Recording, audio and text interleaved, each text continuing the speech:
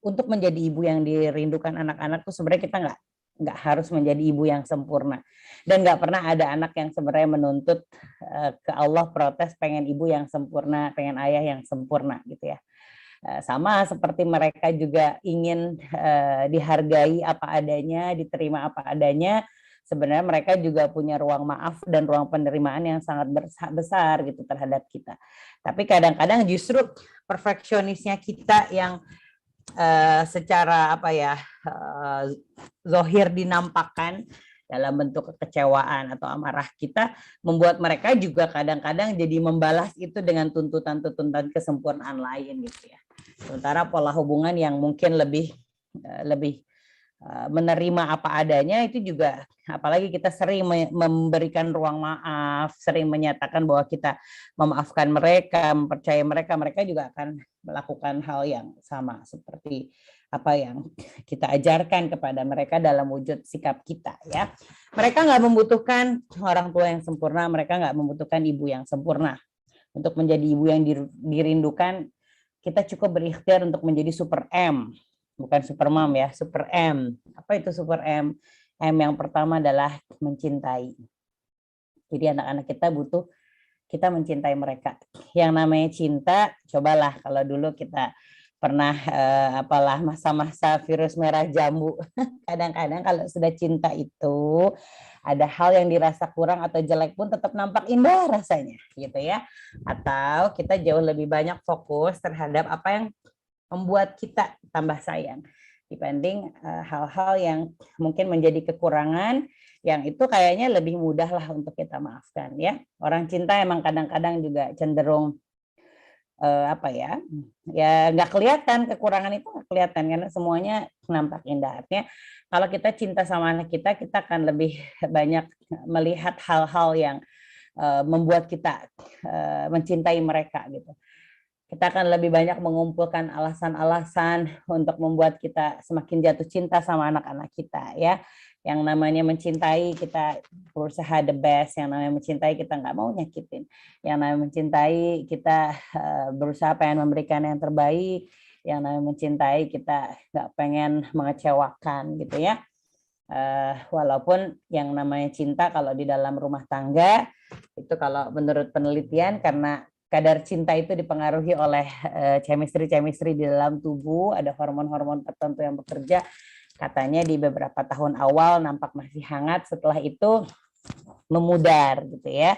Sehingga pernikahan nggak hanya didasari oleh cinta tapi juga harus didasari ya, terutama fondasinya oleh takwa. Jadi ketika perasaan cinta itu misalnya memudar, ada alasan-alasan yang bernilai atau berlandaskan ketakwaan yang membuat kita tetap mempertahankan. Begitu juga kepada anak-anak gitu ya. Kalau misalnya ada perasaan-perasaan yang kemudian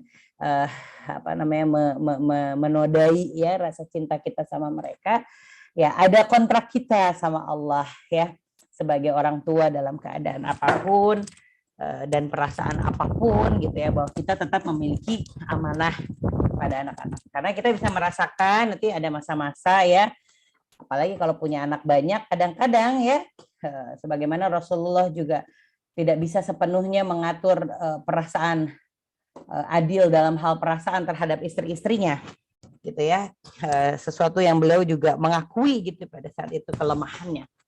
Ya sama, orang tua juga saya bisa merasakan, saya ada kecenderungan tertentu terhadap anak tertentu, tetapi tidak kemudian hal yang tidak bisa kita kendalikan itu membuat kita tidak bisa adil. Karena ada perkara takwa di sini gitu ya, bahwa kita punya kewajiban kepada semua anak, meskipun mungkin nano-nano perasaan kita, meskipun mungkin satu anak kita cenderung akan lebih merasa bagaimana gitu ya karena akhlaknya, satu anak kita merasa bagaimana karena tingkah polanya gitu ya. Tapi karena kontrak kita sebagai orang tua kepada Allah, maka apapun keadaan anak-anak kita dan bagaimanapun perasaan kita terhadap mereka, kita tetap memiliki amanah sebagai orang tua.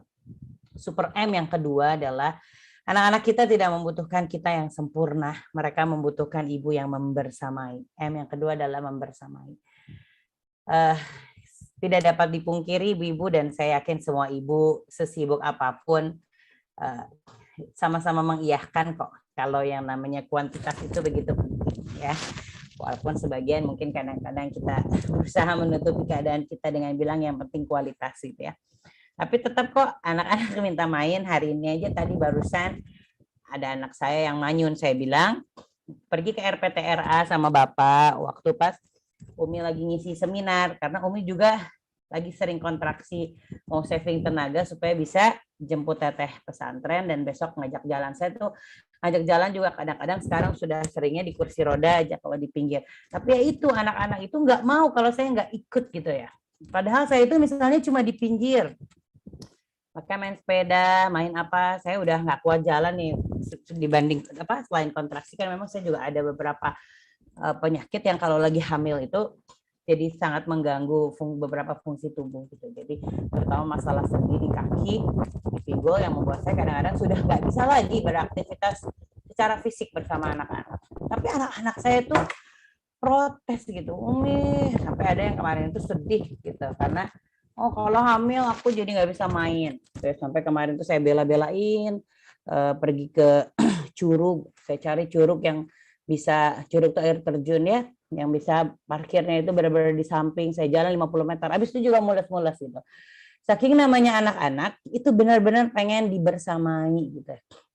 Walaupun kita nggak ikutan main, ya walaupun memang mereka mengakui ya, kalau ayahnya kan terlibat langsung main gitu ya.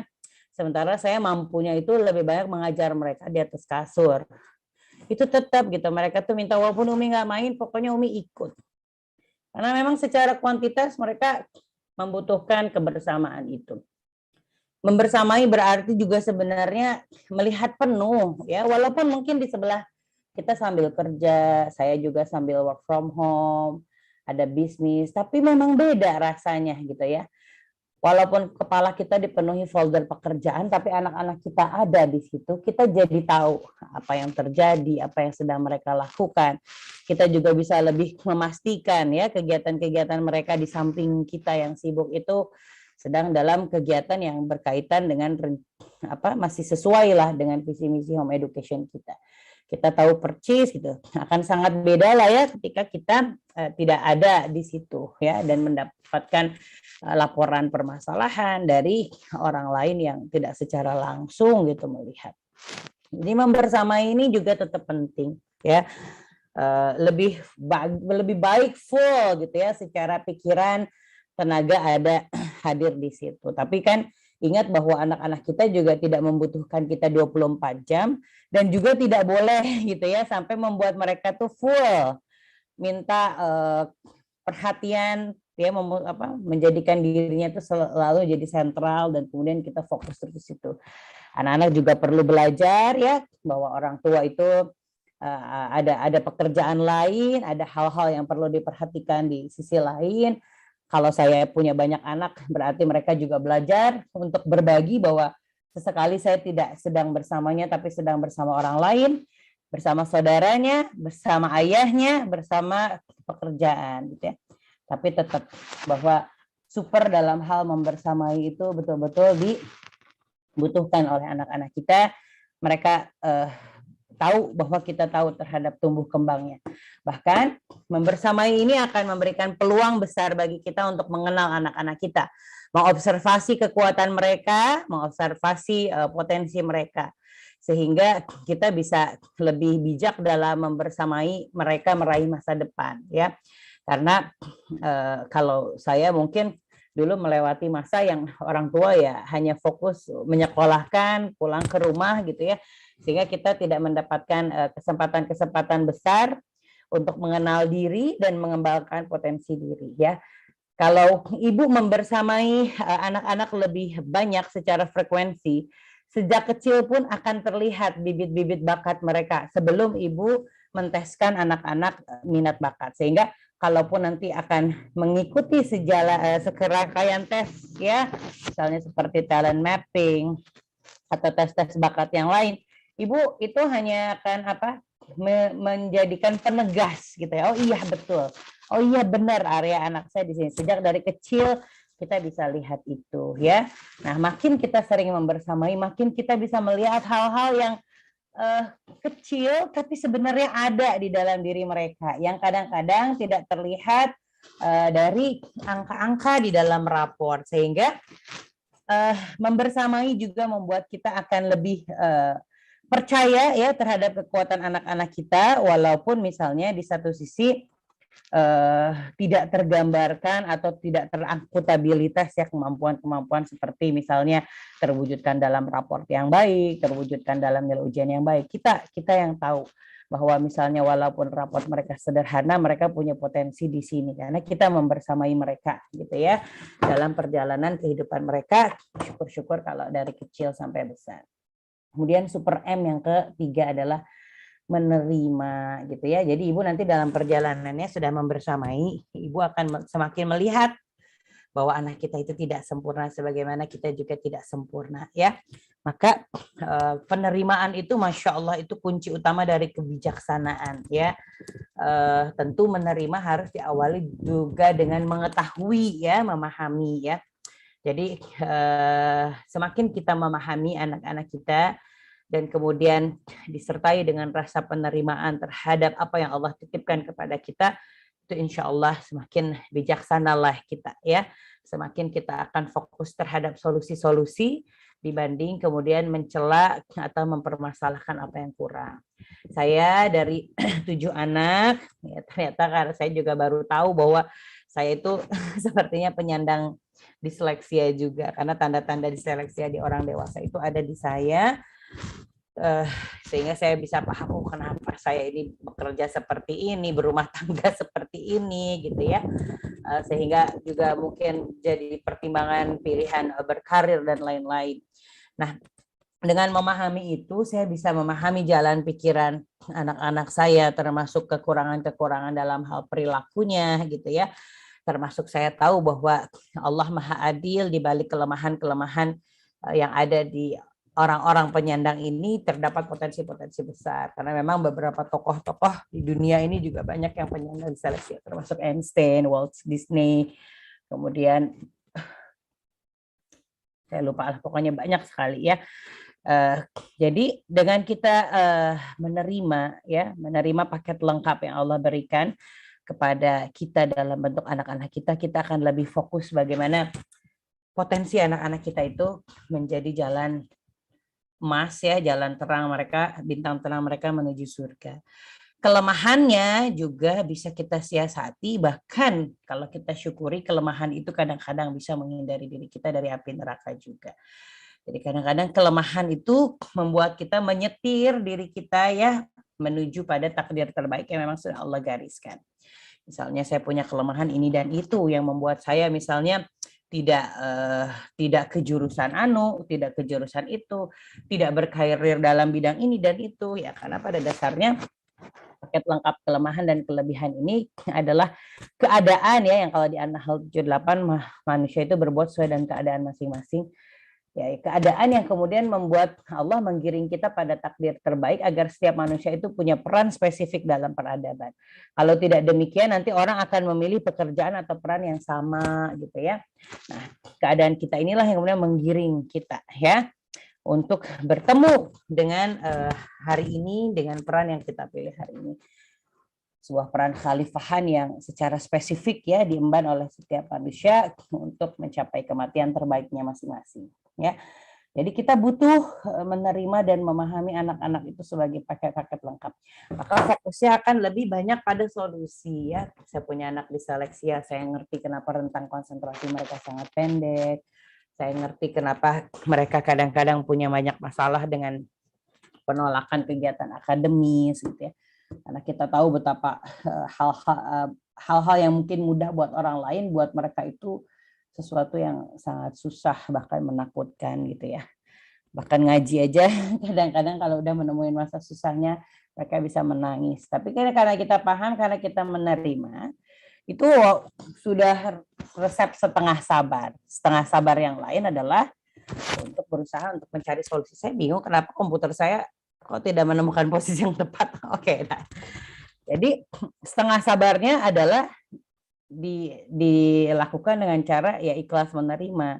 Setengah sabar lain baru berbicara hal tentang solusi apa yang bisa kita lakukan dari permasalahan-permasalahan kita. Tapi kalau tidak ada penerimaan dan pemahaman, wah repot. Kita akan mundur ya. Kalau tadi kan udah ada di setengah ya, sehingga tinggal fill setengahnya lagi. Tapi kalau sudah tidak paham dan tidak menerima, itu jadinya minus, boro-boro ngisi setengahnya ya, karena yang ada fokusnya pada mempersalahkan. Sudah lagi kalau mempersalahkan nanti ujung-ujungnya nggak bisa nahan emosi, berkomunikasi negatif, nanti dampaknya lebih besar ya, perkembangan emosi anak, perkembangan kematangannya, kedewasaannya, macam-macam ya. Kemudian super M yang selanjutnya yang dibutuhkan anak-anak dari kita ya, yang meskipun kita banyak kekurangan, meskipun kita banyak salahnya ya, yang selanjutnya adalah memudahkan ya, memudahkan, tidak mempersulit. Itu ada di dalam hadis Rasulullah, janganlah engkau mempersulit, itu janganlah engkau mempersulit yang membuat mereka kemudian lari, itu ada ya. Jadi banyak anak-anak yang kemudian lari sehingga jangankan rindu ya, ada di dekatnya pun tidak mau, bahkan cenderung ingin lari.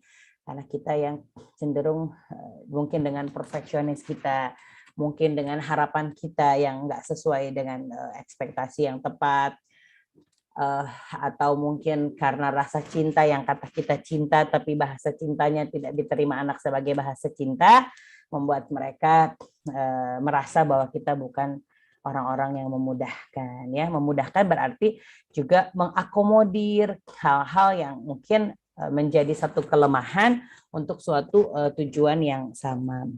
Karena satu dan lain hal, anak-anak tuh ya punya keadaan berbeda, dalam menyatakan sesuatu berbeda, dalam mencapai sesuatu juga berbeda. Nah, perlulah kita menjadi pribadi yang memudahkan.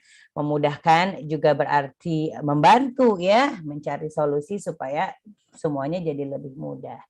Atau paling tidak minimal mentoleransi terhadap keunikan, cara atau keterbatasan kapasitas seorang anak dalam melakukan sesuatu ya.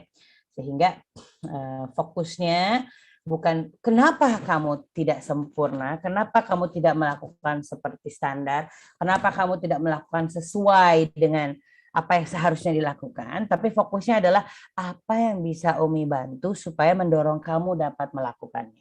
Apa yang bisa Mama bantu, apa yang bisa Bunda bantu gitu. Jadi katakan kita punya standar kompetensi terhadap seorang anak. Wah, anak tetangga udah begini, keponakan udah begini. Kalau di grup WhatsApp pada Pak kirim-kirim video ke unjuk kebisaan gitu ya. Kemudian kita panas ya. Nah, kalau kita menuntut kan tidak jadi solusi. Tapi kalau memberikan kemudahan, kita akan fokus pada membantu apa yang bisa kita bantu untuk mendorong mereka mencapai ya standar kompetensi yang menjadi harapan kita bersama. Kemudian yang selanjutnya adalah super M yang kedua, yang selanjutnya adalah M, memberi ya. Siapa sih yang nggak pengen diberi sama orang tua ya? Insya Allah kadang-kadang orang tua itu kalau sudah besar pun misalnya ngirimin paket, cuma paket apalah kiripik gitu ya. Tapi mereka saking pengen menyatakan bahwa mereka ingat sama anak-anak gitu ya. Sebenarnya hampir semua kita juga pengennya tidak mengecewakan dalam pemberian ya. Ketika anak-anak meminta sesuatu, meskipun kita juga perlu mengajarkan mereka tentang kebijaksanaan antara mengelola keinginan dan kebutuhan, atau belajar mereka melibatkan dalam perjuangan untuk melakukan sesuatu sehingga tidak mudah dalam memberi begitu saja gitu ya, tanpa syarat karena pertimbangan-pertimbangan parenting tertentu. Tapi pada dasarnya semua anak tuh suka banget dikasih ya, apalagi dikasih sesuatu yang dia sangat-sangat inginkan ya. Kadang-kadang kita juga walaupun nggak punya duit ya, walaupun butuh effort kerja yang lebih besar, sebenarnya hati kecil ibu tuh pengen sekali memenuhi semua keinginan anak-anak gitu ya. Ada beberapa orang tua yang mungkin bisanya sederhana dari apa yang anaknya minta gitu ya. Kalau hubungan mereka baik, tangki cintanya penuh, begitu orang tua memberikan yang lebih sederhana daripada yang diharapkan karena memang bisanya itu, anak-anak juga akan bisa lebih menerima. Tapi kalau tangki cintanya kosong, bahkan minus, konfliknya banyak, begitu anak-anak minta dan kita nggak bisa memenuhi, apalagi nggak bisa memenuhinya bukan gara-gara nggak punya duit, itu lebih banyak anak-anak kadang-kadang merasa kecewa. Beberapa anak bahasa cintanya adalah kebendaan. Ya, rek ngomong I love you, rek meluk-meluk, rek cium-cium. Kalau yang diminta nggak dikasih, tetap gue nggak ngerasa disayang. Ya, memang ada tipe-tipe orang yang seperti itu. Jadi harus konkret. Pokoknya kalau cinta ya memang dipenuhi ya kebutuhan-kebutuhannya. Tapi ada anak-anak yang cintanya itu diwujudkan, bahasa cintanya cukup dengan misalnya kedekatan, perhatian, hal-hal yang sifatnya kebersamaan. Jadi kalau ditanya pengen apa kalau sudah selesai ujian, pengen main sepeda sama ayah, sederhana ya, nggak minta mainan baru atau apa. Tapi memang ada anak-anak yang lebih senang pada hal-hal yang sifatnya kebendaan ya. Jadi silakan temukan bahasa cinta masing-masing setiap anak, tapi yang jelas semua orang juga suka dikasih. Saya misalnya bukan tipe yang bahasa cintanya itu kebendaan sama suami ya. Bahkan ulang tahun juga kita mah nggak punya kebiasaan memberikan hadiah gitu ya. Terus tapi kalau lagi dikasih kan pasti senang ya. Dibeliin apa pasti senang, walaupun nggak terlalu berharap apa namanya, karena mungkin punya bahasa cinta yang lebih dibutuhkan pada sisi yang lain ya. Kemudian super M yang selanjutnya adalah menanti waktu. Jadi ibu-ibu ini kadang-kadang ya semua juga sayang ya, dan semua juga berharap. Cuma kadang-kadang kita tuh suka kurang tepat berekspektasi ya kepada anak-anak. Padahal sebenarnya anaknya mampu akan melakukan itu, tapi tidak sekarang. Dia butuh berkali-kali dinasehati, dia butuh berkali-kali latihan dan salah, kemudian coba lagi. Dia butuh berkali-kali diingatkan, dia butuh berkali-kali jatuh dan kemudian bangun sampai dia bisa.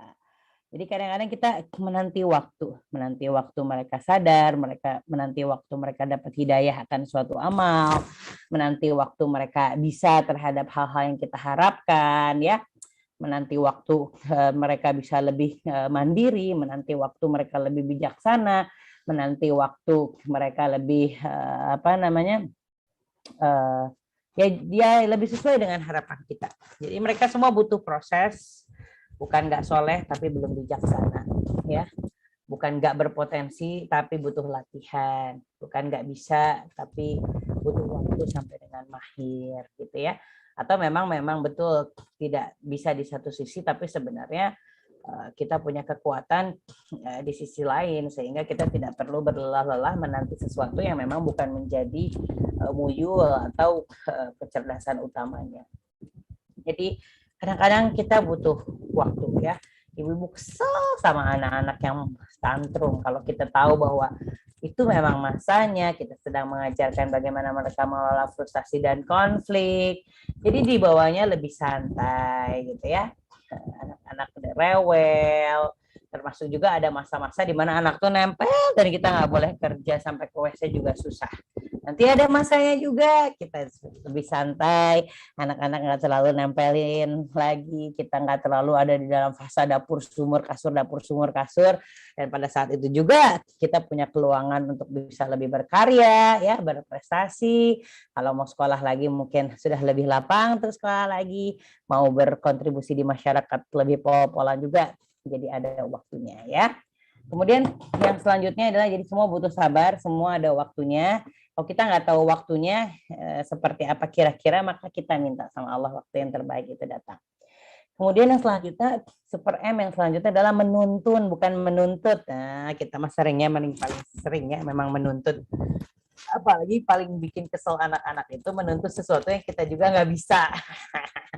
Jadi waktu itu pernah anak saya punya anak-anak yang strong will seperti saya juga punya anak-anak yang slow bisa gitu ya, padahal punya potensi besar, kayak mobil berkapasitas buat itu off-road gitu ya, tapi dipakai buat city car atau dipakai buat cuma ke warung gitu. Kadang-kadang saya malah walaupun kesel kadang-kadang, tapi saya ternyata lebih bersemangat sama anak-anak yang strong will child dengan targetnya mereka sendiri. Jadi saya cuma bagian orang yang menenangkan, membuat mereka sabar, membuat mereka menghargai tahapan.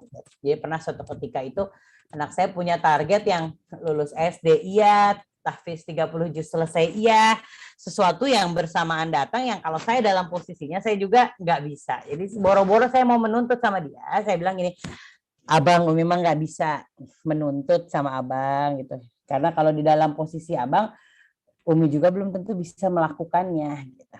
Jadi cuma bisa mendoakan, memotivasi, membantu yang kira-kira dibutuhkan. Jadi anak-anak tentu nggak suka ya dituntut pada sesuatu yang kita sendiri nggak bisa melakukannya, tapi kemudian berlebihan kita menuntut mereka ya. Jadi kalau kita pengen sesuatu, walaupun mungkin ya nggak bisa lah, guru itu harus selalu lebih pintar dari murid ya. Namanya guru terbaik itu adalah guru yang menginspirasi. Kalau guru selalu lebih pintar dari murid, maka ilmu pengetahuan tidak akan maju ya. Peradaban tidak akan maju. Nah, maka akan sangat sering kita menemukan bahwa murid-murid kita atau anak-anak kita itu jauh lebih pintar daripada kita. Sehingga stimulus yang kita berikan atau pemantik yang kita berikan itu membuat mereka kemudian melesat. Dan mereka membutuhkan bimbingan itu, ya, menuntun. Walaupun kadang-kadang yang dituntun jauh lebih pintar daripada yang menuntun. Karena Allah menciptakan mereka dengan akal pikiran yang kadang-kadang kalau kita pantik ya dengan satu langkah, mereka bisa melangkah mungkin 10 langkah gitu ya. Ya, kita akan melihat anak-anak, wow, luar biasa, Masya Allah. Dengan potensinya yang Allah berikan, mereka juga punya kemampuan untuk otodidak. Jadi pastikan ya yang kita lakukan adalah menuntun. Walaupun kita tahu bahwa proses menuntut ini benar-benar cuma memantik karena kita sendiri memang tidak mampu melakukannya, tetapi percaya anak kita mampu lebih baik dari itu ya. Maka dengan posisi kelemahan kita ya kita perlu berhati-hati. Jangan sampai posisinya adalah menuntut yang membuat mereka kesel banget sama kita karena kita juga sebenarnya nggak bisa melakukan itu ya. Kemudian yang selanjutnya adalah menghargai. Jadi setiap anak dengan semua prosesnya mereka punya pencapaian ya, atau dengan semua kekurangannya tetap ada hal baik yang dimiliki sama mereka dan mereka membutuhkan kita untuk menyatakan rasa menghargai itu sebagai wujud rasa syukur kita memiliki mereka.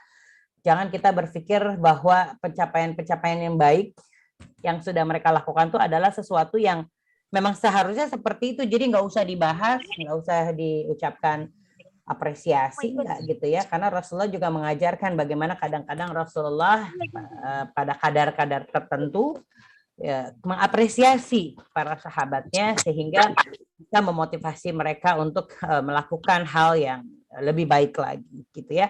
Jadi misalnya kalau hari ini kita mendapati anak kita tidak bisa konsentrasi dan besok ketika dia bisa berkonsentrasi lebih lama, silakan diapresiasi pertambahan itu ya.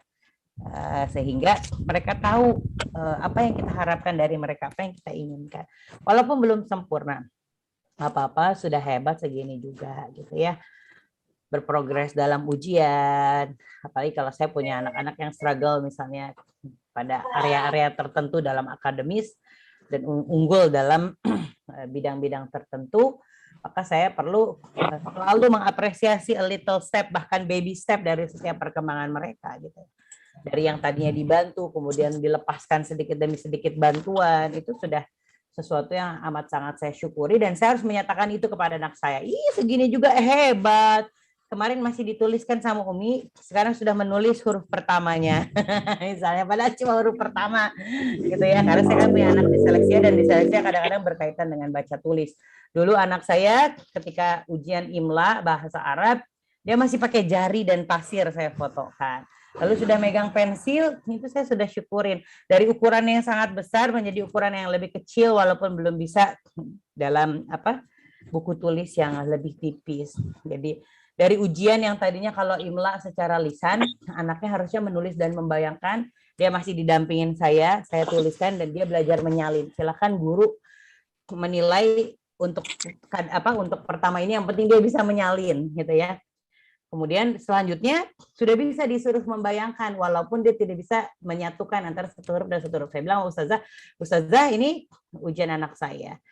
Saya sudah sangat bersyukur karena sebelumnya waktu Ustazah kasih soal, saya ada di sampingnya, saya yang menulis, dia kemudian menyalin. Hari ini Ustazah misalnya membunyikan sesuatu, dia sudah berpikir walaupun dia tidak bisa menyambung. Jadi sekecil itu pun progres itu, kalau kita tahu keterbatasan anak kita, kalau kita tahu keadaan unik anak kita, itu sangat kita hargai gitu ya. Sehingga mereka semakin bersemangat untuk melakukan sesuatu yang lebih baik dan lebih baik lagi. Saya sering bilang sama anak-anak, kita itu punya lintasan sendiri dalam berlomba gitu ya. Kadang-kadang tidak perlu harus pusing dengan lintasan orang lain. Silahkan short petition terhadap diri sendiri. Ya, tidak perlu membandingkan dengan anak yang lain karena kita semua punya keunggulan. Umi cuma minta kalian selalu lebih baik dari hari kalian gitu ya. Walaupun kadang-kadang beberapa anak saya suka lihat, misalnya saya punya anak yang normal gitu ya, secara kemampuan akademis. Nanti saya lihat progresnya tidak hanya dari nilai yang kemarin, tapi bagaimana dia di sebaran siswa. Jadi ketika dia turun, saya tidak lihat itu turun dulu, saya lihat dulu rata-rata yang lain. Saya kan bisa dapat akses nilai teman-temannya. Oh ya, jadi pada saat anak saya dari 92 ke 82, oh ternyata pada saat dia 82 yang terbesar juga 90.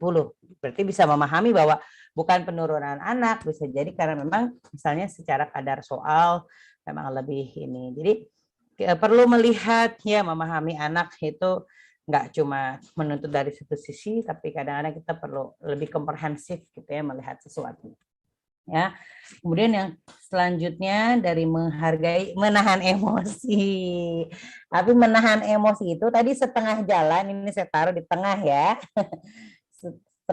Saya taruh di tengah. Oh, taruh di tengah berarti masih banyak kata Kiki ya, masih banyak. Tunggu sebentar ya, jangan kemana-mana. Jadi si menahan emosi itu modalnya tadi sebenarnya. Kalau sudah cinta, menerima, memahami, terus kita selalu berusaha memudahkan, itu sebenarnya lebih mudah kok menahan emosi, terutama pada faktor menerima, mencintai dan memahami.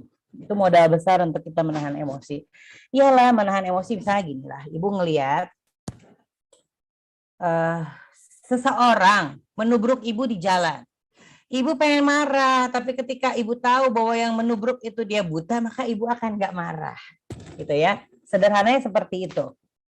Makin kita tahu keadaan seseorang, ya, makin kita bisa lebih bijak menyikapi setiap hal-hal yang tidak sesuai dengan harapan. Jadi kita akan lebih banyak menahan emosi ketika kita tahu tahapan perkembangan anak.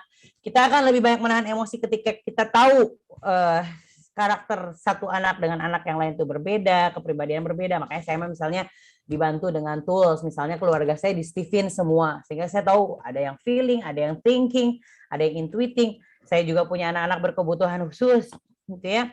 Kemudian ketika kita terus mempelajari mereka, oh saya ngerti kenapa anak saya lupa terus anduk, ya, lupa terus apa gitu. Jadi sesuatu yang kan saya punya grup ya, grup para orang tua diseleksi ya. Ternyata kasus lupa anduk, ada anaknya yang kalau mandi teh nggak pakai sampo, lupa. Jadi kan karena mereka tuh suka kelewat-lewat gitu. Nah, jadi dalam bekerja seperti itu. Kalau wujudnya dalam belajar, hurufnya hilang-hilang, hurufnya terbalik-terbalik. Tapi dalam bekerja juga karena memang ada hal yang berbeda dalam sistem saraf mereka punya kelemahan dalam hal working memory dan executive function, sehingga wujudnya kayak gitu, sering lupa. Nah, saya juga sama gitu ya, lupa ngecharge, lupa kunci motor, kunci mobil di mana. Saya memilih nggak pakai dompet, nggak pakai ATM karena saya lupa, jadi mendingan titipin sama bapaknya aja. Jadi kalau kita paham, ngerti, dan menerima, itu sudah menahan besar emosi kita, sehingga lebih banyak berpikir tentang bagaimana memudahkan yang tadi gitu. Termasuk juga kebijaksanaan untuk menanti waktu. Oke, anak saya mah 8 tahun belum bisa baca, saya masih terus menterapinya, tapi saya sedang bersabar menanti waktu, nanti dia juga bisa, karena kakaknya juga yang diseleksi ya, ada yang baru bisa baca itu kelas 4. Sampai sekarang dia masih struggle untuk misalnya memahami bacaan panjang yang dia baca sendiri. Jadi karena paham ya dan menerima, apalagi menerima itu kan disertai dengan rasa syukur pada kelebihan-kelebihan lain, jadi lebih slow ya, nggak keburu-buru orang lain, nggak panas sama rumput tetangga yang lebih hijau ya. Kemudian oke, nanti kita akan menemukan nih banyak sekali hal-hal yang semakin nggak ideal ya.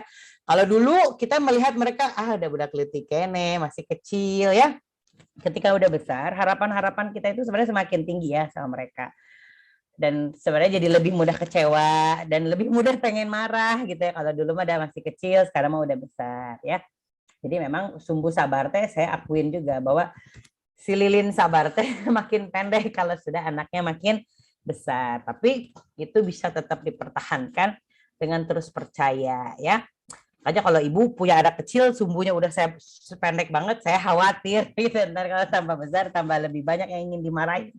Karena sebenarnya biasanya ekspektasi kita semakin tinggi ya sama anak-anak. Misalnya lah kalau anak kecil mah misalnya kurang hati-hati sampai misalnya pecah kan, mungkin kita lebih berekspektasi bahwa anak yang besar harusnya bisa lebih hati-hati dan tidak pecah misalnya. Sehingga kan pengertian terhadap anak kecil melakukan kesalahan sama pengertian terhadap anak besar melakukan kesalahan kadang-kadang kan sedikit beda. Walaupun kalau buat saya mah sebagai orang yang dispraksia buat saya sama, karena saya juga sering mecahin gelas, lain-lain apa, ngambil sesuatu saya nggak ngelihat lagi, nggak aware pada sesuatu yang lain, fokus di satu, kalau pas yang lain pecah gitu ya. Jadi karena saya paham, saya seriwe kalau anak kayak gitu, dan saya juga gitu ya. Nah, jadi kan pemahaman terhadap kondisi-kondisi khusus itu membuat kita insya Allah akan lebih banyak menahan emosi.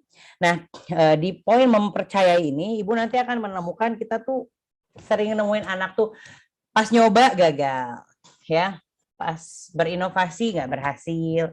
Makanya tadi seperti analogi yang di kantor, ya, kantor tuh akan lebih dinamis kalau dia ngasih ruang-ruang untuk riset ya.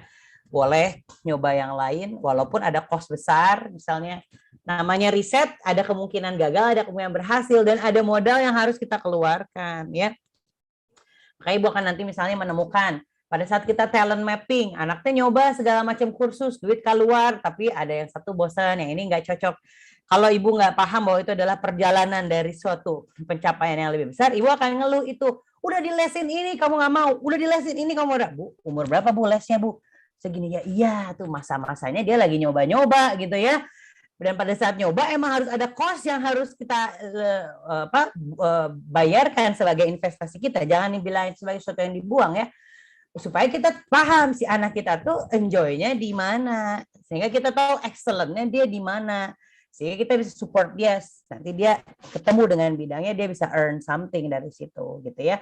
Nah, pada saat kita nyari mana yang dia enjoy, mana yang dia excellent, itu kan butuh duit sebenarnya kadang-kadang ya. Itu bagian dari perjalanan kita membersamai mereka. Nah, pada saat anak-anak teh gagal, kalau saya sekarang misalnya sudah fase di mana anak-anak ada yang balik, dan saya ajak mereka untuk membuat keputusan ya, dan mengambil resiko terhadap keputusan. Bahkan pada keputusan-keputusan yang besar. Saya sekarang sedang menanti waktu, mempercayai anak saya yang sedang mengambil suatu keputusan dan dia merasa stuck dengan keputusan itu. Ya, kita nggak bisa kembali ke masa lalu. Saya cuma bilang, Umi percaya, kamu pasti bisa. Umi percaya, kamu pasti bisa. Walaupun deg-deg sebenarnya mah, nggak apa-apa. Ya, walaupun misalnya keputusan yang kurang tepat itu membuat kita cost lebih, membuat waktu yang lebih waste dan segala macam. Tapi anak harus belajar dari mengelola resiko dan mengambil keputusan itu karena mereka sudah balik ya. Maka kita percaya, ya, termasuk ketika kita menemukan anak kita gagal di satu sisi, kita percaya bahwa ada bidang lain yang dia bisa. Atau kita menemukan anak kita ternyata terpaksa berbohong, mungkin kita juga mengevaluasi apakah bohongnya itu karena mereka takut dengan risiko kejujuran, atau suasana di rumah selama ini memang tidak pernah subur untuk membuat anak-anak jujur. Ya, maka ketika mereka bohong, ya kita tetap mempercayai mereka gitu ya. Bahkan kalau di luar sana tidak ada lagi orang yang percaya terhadap anak kita, bahwa anak kita bisa, bahwa anak kita bisa berubah, bahwa anak kita bisa hijrah, bahwa anak kita bisa lebih baik, maka kitalah menjadi orang yang paling terakhir berdiri untuk tetap percaya. Dalam keadaan sehina apapun hari ini anak-anak kita, kalau Allah memberikan hidayah, kalau Allah ingin mengangkat derajat seseorang, bukan sesuatu yang tidak mungkin. Tapi kalau kepercayaan itu sudah hilang dari diri kita, pada siapa lagi mereka berharap akan kepercayaan itu. Banyak anak-anak yang merasa tidak berharga, bahkan tidak percaya diri, karena orang terdekatnya nggak percaya sama mereka. Kalaupun mereka berhasil keluar dari zona itu, kadang-kadang efek sampingnya adalah, aku akan membuktikan kepada ibu dan bapak bahwa aku bisa. Kan tentu tidak baik ya. Beda dengan anak-anak yang dia betul-betul ikhlas melakukan sesuatu tuh karena memang pengen melakukan gitu. Karena ada orang-orang yang dari luka pengasuhan mereka kemudian jadi orang yang baik, sukses, tapi sebenarnya untuk mereka melawan rasa luka itu ada perasaan-perasaan, pokoknya aku akan membuktikan dia bahwa aku tidak seperti apa yang orang tua saya pikirkan, karena orang tua mungkin merendahkan, mencemooh, melecehkan dan lain-lain. Ya, jadi jadilah orang yang paling terus mempercayai. Karena kenapa kita terus mempercayai? Karena kita percaya kalau Allah sudah berkehendak hidayah akan turun. Karena kita percaya bahwa dalam keadaan seterpuruk apapun Allah akan menolong. Ya, saya punya saudara yang qadarullah pada saat itu rugi usaha sampai kami itu harus menjual rumah keluarga. Tapi subhanallah saya melihat rasa percaya ibu ketika sudah disudutkan sama banyak orang, dia tetap mempercayai anak-anaknya, dia tetap menopang, dia tetap yang selanjutnya adalah yang selanjutnya adalah menopang. Jadi pada saat anak-anak dalam keadaan terpuruk, ya oke, katakanlah kesalahan mereka dan mereka belajar dari kesalahan, tapi tetaplah kita hadir sebagai pahlawan ya untuk membantu mereka gitu, menopang mereka di kala ya masa-masa keterpurukan. Bukan menjadi pihak yang justru kemudian ikut menyalahkan, ikut menyudutkan, sehingga mereka yang butuh energi untuk bangkit ya malah tambah lemes gitu ya, karena orang yang mereka sayangi, yang seharusnya paling sayang sama mereka, bukan menjadi pendukung. Saya bisa lihat waktu itu kesabaran ibu saya ya untuk dan mau percaya, rasa percaya itu ya, sampai dua adik dan kakak saya yang rugi usaha itu sekarang alhamdulillah itu ya secara karir sangat maju, dan saya melihatlah bahwa mereka juga sangat berbakti secara harta gitu ya kepada ibu, apalagi kalau melihat sejarah masa lalu yang mungkin cukup menyedihkan bagi keluarga kami yang harus kehilangan satu-satunya peninggalan ayah, dan itu tidak mudah juga untuk dijalani gitu ya.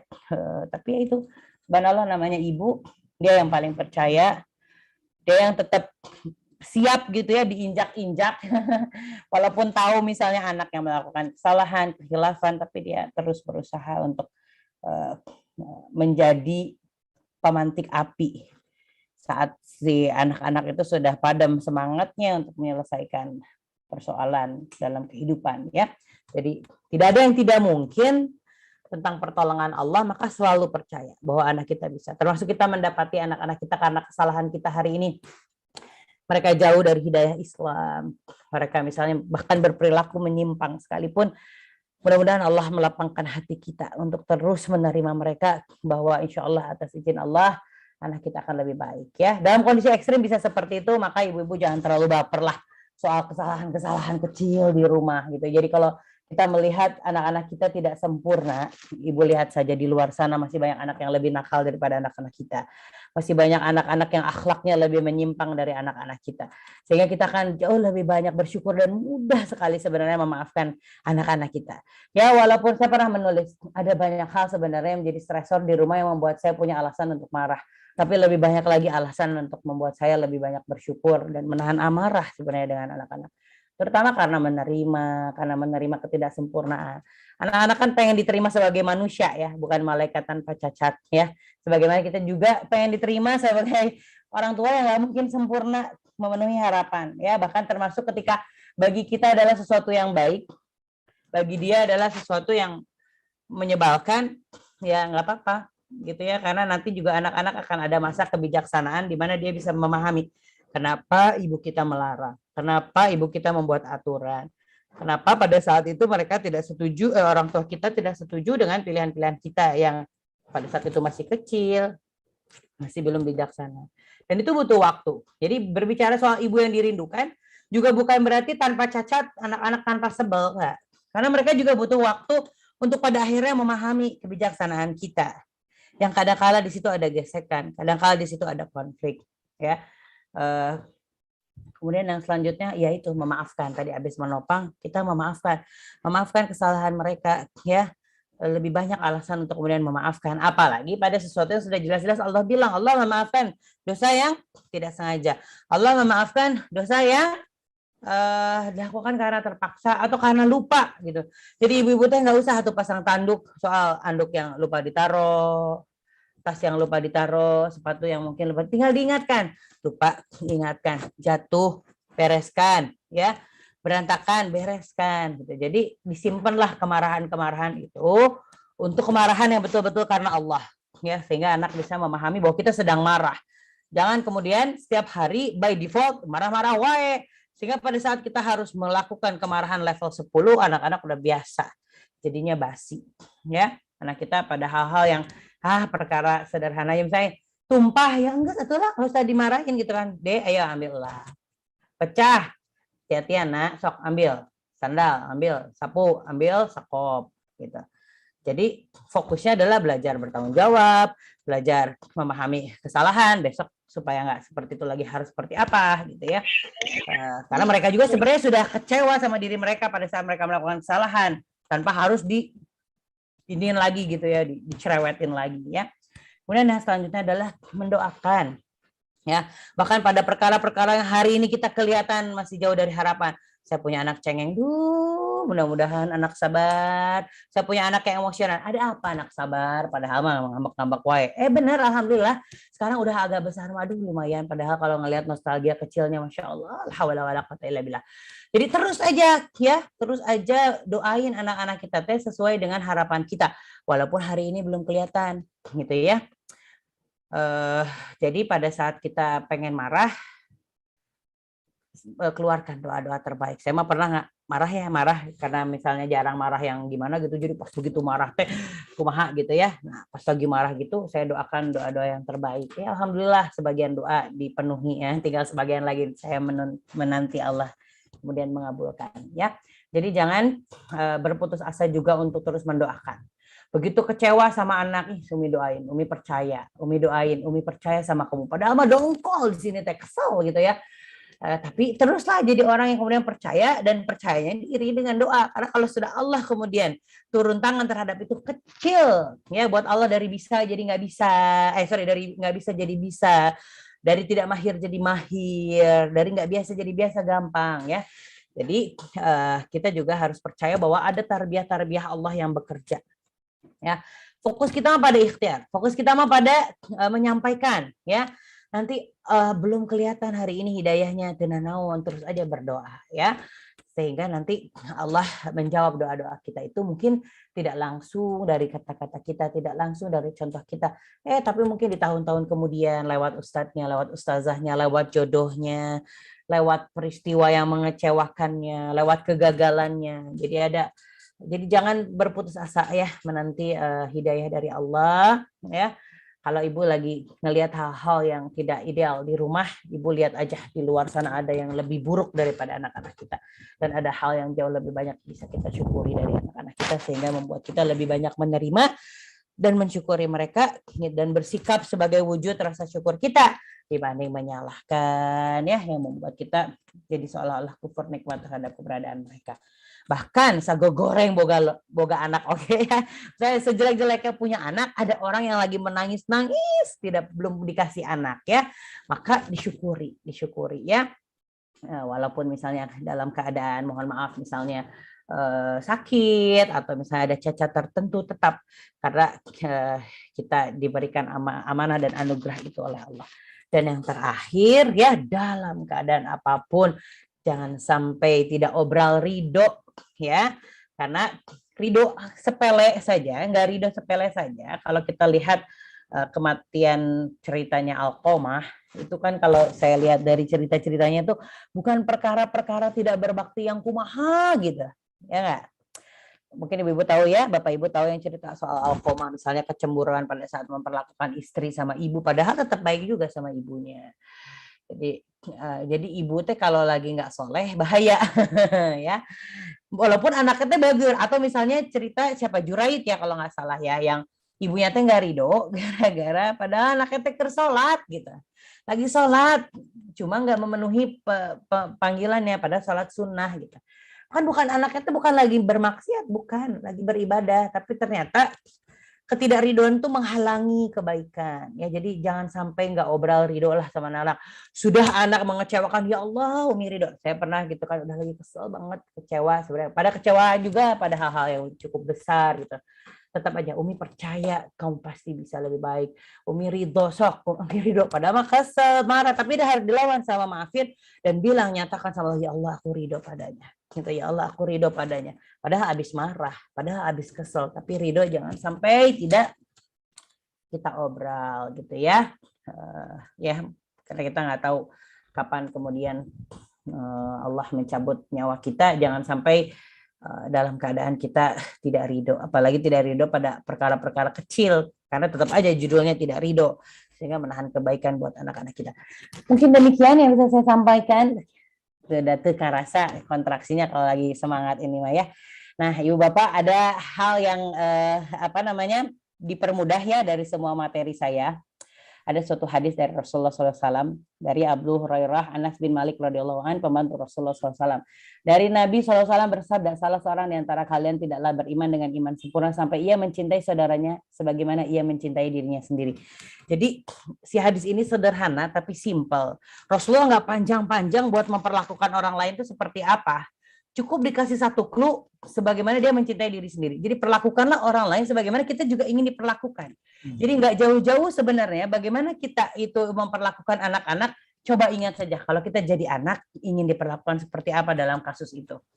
Saya punya anak remaja kemarin, kan tadinya makan ya udah hafizah 30 juz, pokoknya nggak pernah lah ketemu yang aneh-aneh gitu ya. Terus begitu pesantren ketemu sama teman-temannya, dia mulai gitu kan kepoin apa yang diketahui oleh teman-temannya, sampai saya bisa menemukan gitu kan, oh dia pengen tahu ini. Tapi saya paham waktu pas remaja juga saya teh malu misalnya dibully kalau saya nggak tahu apa yang tren, nggak tahu lagu, nggak tahu apa misalnya kan, karena takut di left out. Jadi waktu saya mau marahin dia, saya ini dulu, Umi ngerti kamu ini, Umi juga pernah seumuran kamu, malu kalau diledekin teman-teman, kalau dianggap nggak tahu apa yang dibicarain, malu takut terleft out, kadang-kadang kita ikut-ikutan gitu ya. Cuma kita juga harus ingat gitu ya, bahwa kita tuh sawang-sawangan kan ya dalam beramal.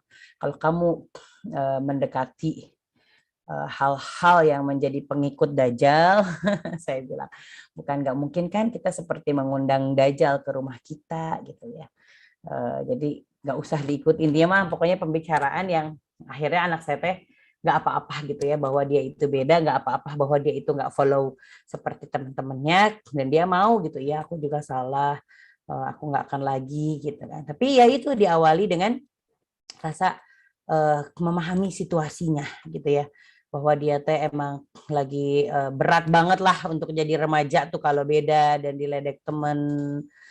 Ketika saya bilang jangan sampai keinginan kita untuk diterima oleh orang lain itu membuat kita jadi harus melakukan hal-hal yang tidak disukai oleh Allah ya. Ya karena anak-anak juga butuh waktu untuk bisa memahami bahwa kalau sudah dicintai sama Allah, ya Allah juga sangat mudah lah untuk membuat kita diterima di muka bumi ini gitu ya. Anak saya pernah mengeluh misalnya, ya tapi kan Umi, kan saya bilang ini sama anak saya, Umi kan ibu-ibu pada demam sama Korea, Umi nggak tahu drama Korea, nggak hafal artis-artis Korea karena Umi nggak ada waktu untuk seperti itu. Tapi kan bukan berarti Umi nggak diterima di masyarakat walaupun Umi nggak sama teman-teman. Ya tapi kan Umi terkenal.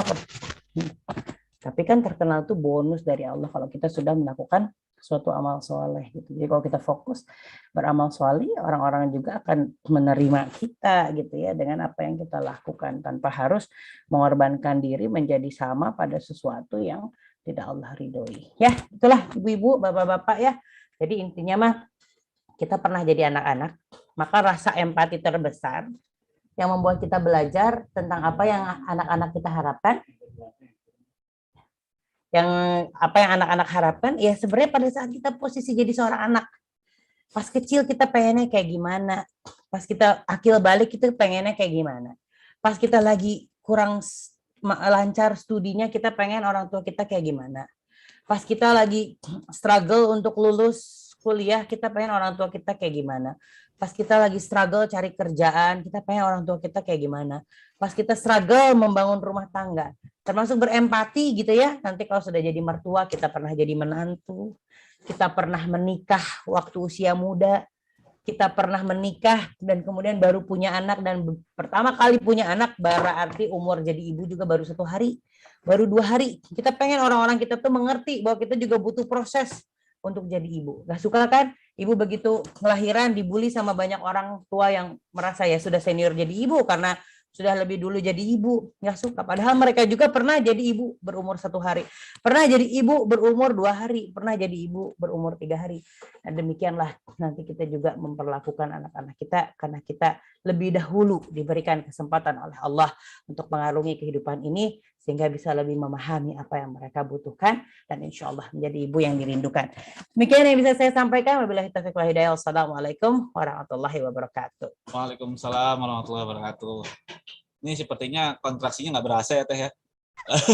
Biasanya habis itu langsung mulai lagi. Oh langsung lagi, berarti jangan berhenti ngomong. Ya, jadi memang kuncinya harus ngomong terus ya. Gitu. Ya, teman-teman semua tadi tak terasa sudah lebih dari sejam ya kita dengarkan paparan materinya. Sisa waktu yang tersedia ini akan dipakai untuk bertanya jawab ya. Dipersilakan buat di sini sih sudah ada beberapa list pertanyaan ya Teh yang hadir di kolom chat. Tapi apabila teman-teman ada yang mau langsung bertanya ke Teh Kiki bisa langsung raise hand ya. Di sini gitu ya, nanti akan saya bacakan. Nah, pertanyaan pertama Teh, ini sebelum baca pertanyaan deh, saya mau sapa dulu teman-teman nih, banyak Teh, ada yang dari Surabaya, tadi ada yang dari Flores malah saya lihat tuh, Masya Allah, banyak dari Indonesia Timur nih, Pekanbaru juga ada, Pontianak, Kutai ya, Manado, semoga teman-teman dalam keadaan sehat semua ya. Pertanyaan pertama Teh, dari Mbak Rizka. Bismillah Teh, pengen minta nasihat dan supportnya. Kebetulan sedang diamanahkan 3 anak yang jaraknya dekat-dekat Teh, 5, 4, dan 2. Insya Allah homeschooler. Minta tipsnya Teh biar tetap jadi ibu yang produktif, waras, sabar, dan sehat tentunya. Silakan Teh. Ini ditulis sebelum ngisi materi, saya yakin setengahnya mudah-mudahan insya Allah sudah terjawab ya dengan materinya ya. Jadi ibu percaya bahwa ketika ibu dititipin 3 ya dengan jarak yang Allah juga pasti meng-ACC itu ya. Jadi walaupun di situ ada persetujuan manusia ya jarak dekat, tapi kan di situ juga ada persetujuan Allah ya. Karena kalau Allah nggak berkehendak kita punya anak jarak dekat juga sebenarnya nggak akan jarak dekat ya. Jadi yakinlah bahwa apa yang Allah kasih pilihkan sama kita, keadaan anak, jumlah anak, itu sudah fit yang terbaik, insya Allah sesuai dengan keadaan kita. Jadi kita itu sudah di-install gitu ya, kemampuannya di dalam diri kita untuk menjadi orang tua, sesuai dengan anak yang nanti akan dititipkan, berapa jumlahnya dan keadaannya seperti apa. Termasuk keadaan itu berkaitan dengan jarak yang rapat tadi. Itu dulu harus dipercaya ya, percaya bahwa Allah itu nitipin kemampuan untuk kita.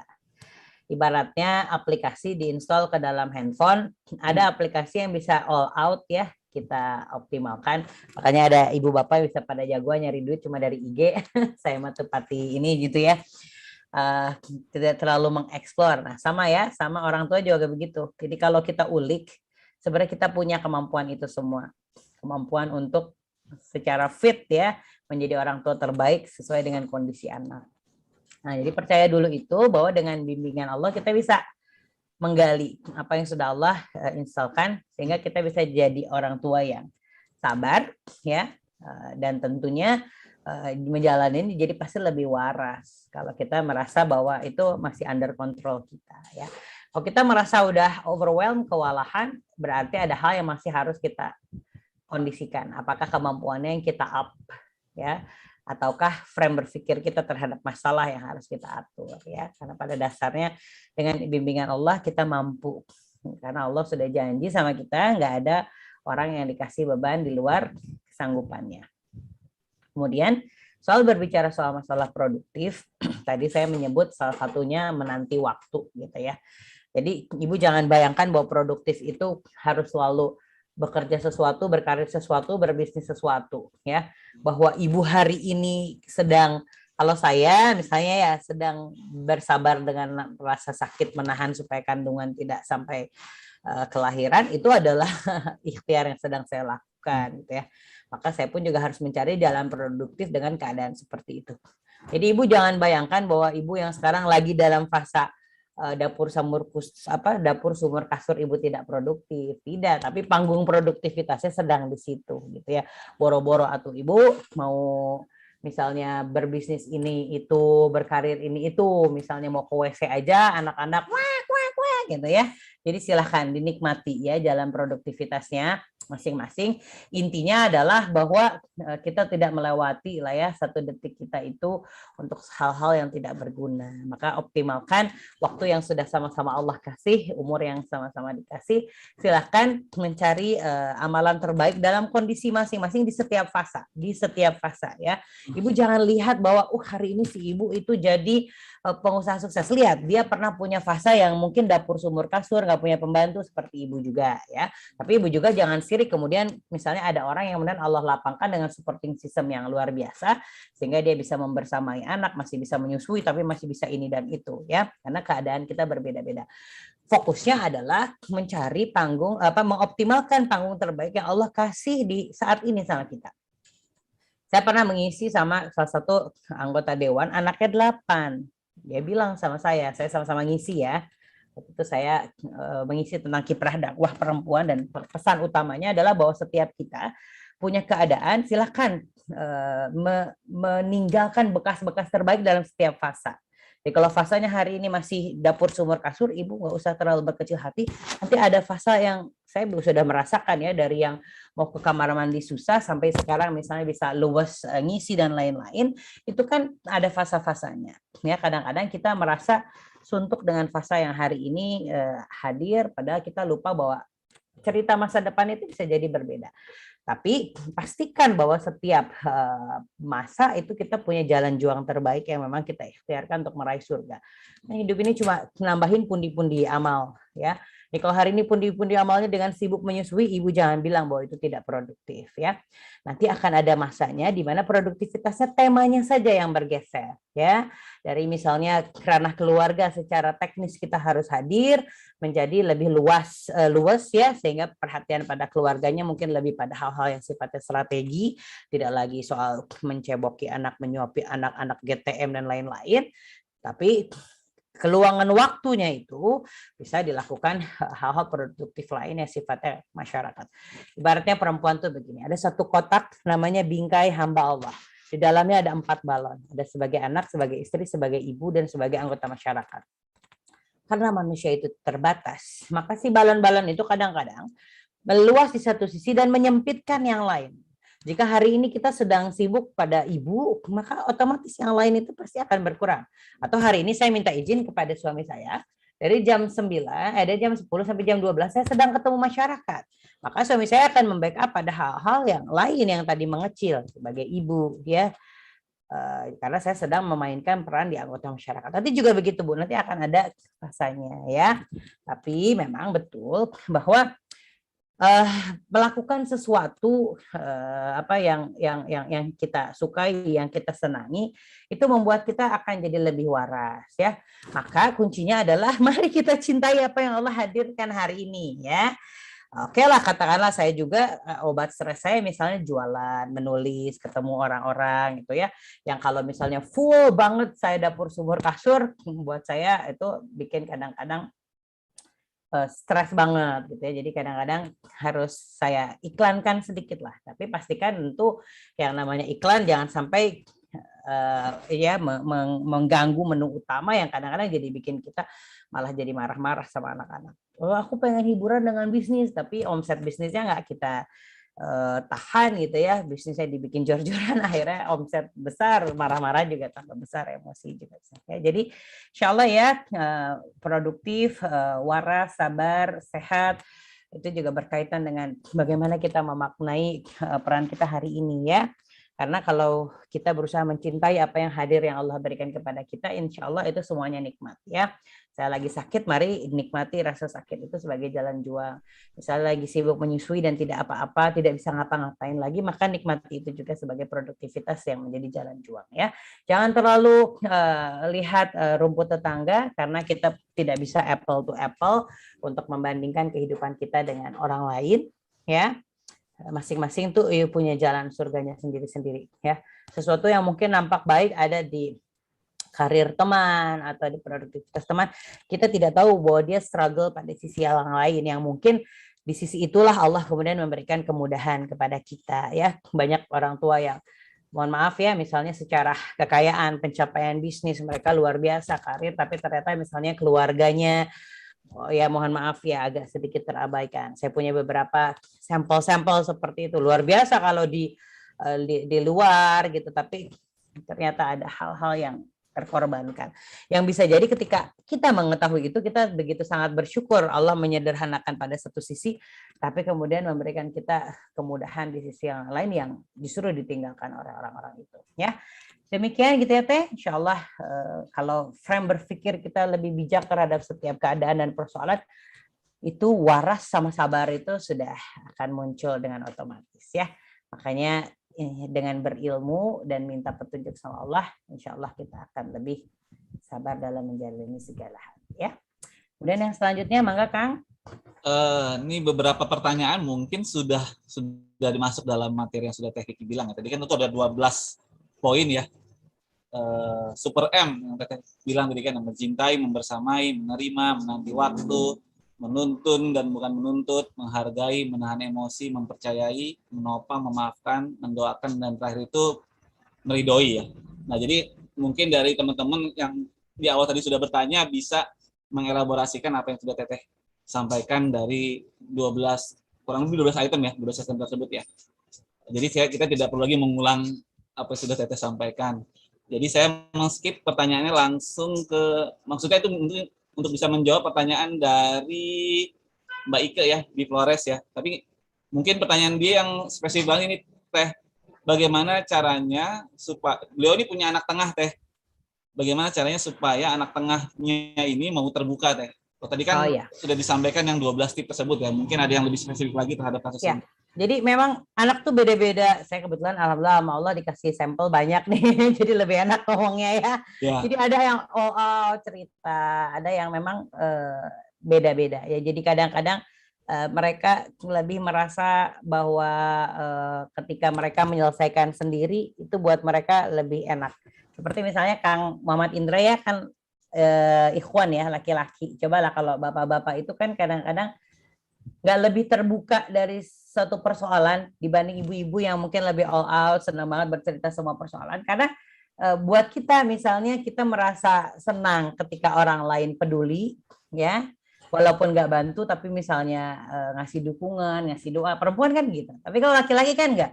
Justru dia itu merasa bahwa dia dia baik-baik saja kalau dia bisa mengkeep masalah itu dan menyelesaikan sendiri ya, biasanya laki-laki seperti itu. Nah kayak gitu, ada yang dikaitkan dengan gender ya, laki-laki dan perempuan ibu akan lihat keduanya akan berbeda. Ada juga yang memang dikaitkan dengan sifat, misalnya suami saya itu termasuk yang jarang banget bercerita tentang masalahnya dengan orang tuanya, jadi kadang-kadang pun saya aja yang lagi pengen ngobrol sehingga mertua saya tahu gitu. Bukan gara-gara suami saya sombong atau gimana, emang karena dia lebih senang menyelesaikan itu sendiri, nggak mau bikin pusing gitu ya. Ada saudaranya yang lain yang mungkin apa-apa pasti diceritakan dan mertua saya cenderung tahu.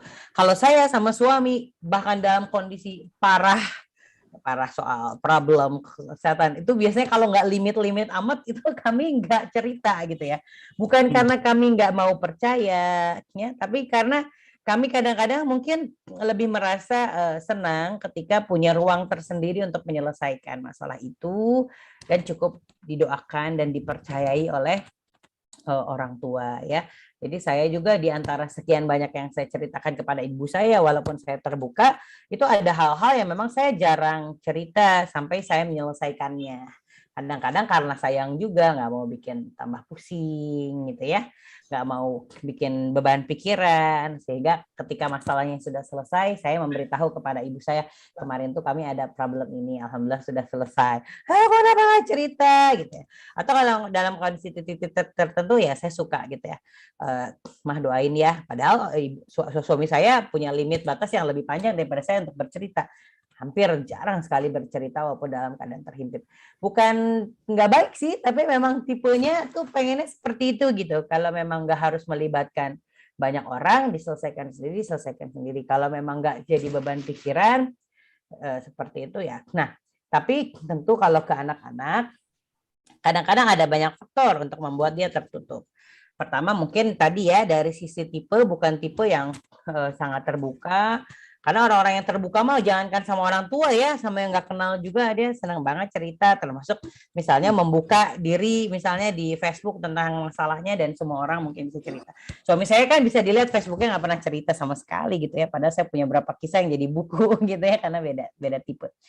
Tapi ada juga anak-anak yang kemudian jadi tertutup karena dia merasa bahwa keterbukaan tidak menjadikan solusi gitu ya. Jadi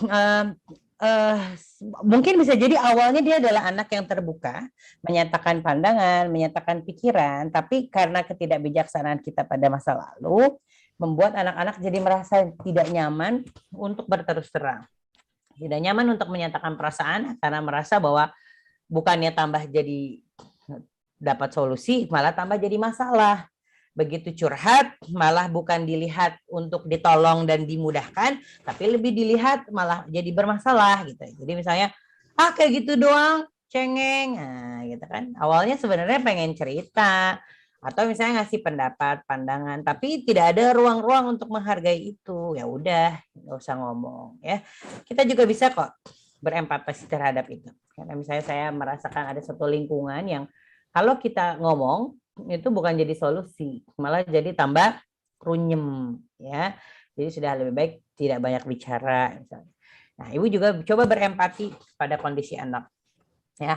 Atau anak ada yang dalam keadaan terpuruk sekali sehingga dia sangat malu untuk mengutarakan permasalahannya. Tapi pada dasarnya bisa terbuka itu harus ada rasa percaya ya.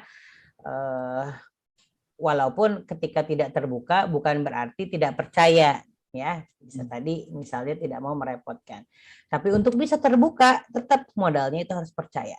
Maka fokus kita kalau ingin anak-anak kita terbuka, kitanya dulu menunjukkan bahwa kita begitu percaya sama mereka.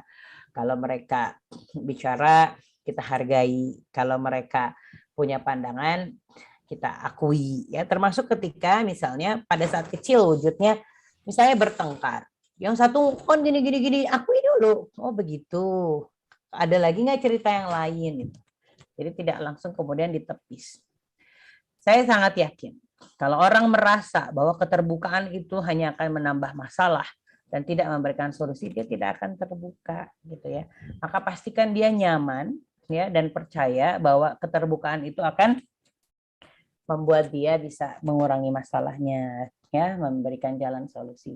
Makanya dibuat dari kecil suasana itu. Saya mah tertutupnya anak-anak karena memang suka ngobrol sayanya ya. Jadi memang kami biasa ada forum yang memang curhat, kemudian ada yang curhatnya umum, misalnya semua orang bisa dengar dan kita bisa mendengarkan hikmah bersama. Tapi ada yang memang saya harus terpisah gitu ya. Kayak saya kemarin ngurusin anak saya yang saya tahu bahwa dia sedang coba-coba intip apa yang ingin diketahui orang lain, itu saya ada forum khusus lah sama beliau. Dinyatakan selesai kan, setelah itu sudah Umi percaya kalau bisa lebih baik, udah kita langsung main lagi, langsung jalan lagi. Jadi kalau kita mau menegur mereka, mau meluruskan perilaku mereka, pastikan bahwa mereka tahu bahwa kita cinta sama mereka, cuma lagi nggak setuju dengan sikapnya, cuma lagi nggak sepaham dengan langkahnya, atau lagi marah terhadap perilakunya, bukan pada orangnya. Jadi kalau sudah dimarahin, dikasih tahu, ditegur, ya jangan lupa tunjukkan lagi bukti-bukti kita cinta pada sisi yang lain. Ya, jadi anak teh merasa bahwa dia dicintai, cuma lagi dinasehati. Mereka dicintai cuma lagi diluruskan perilakunya. Dia dicintai tapi cuma dia lagi ditegur, diingatkan.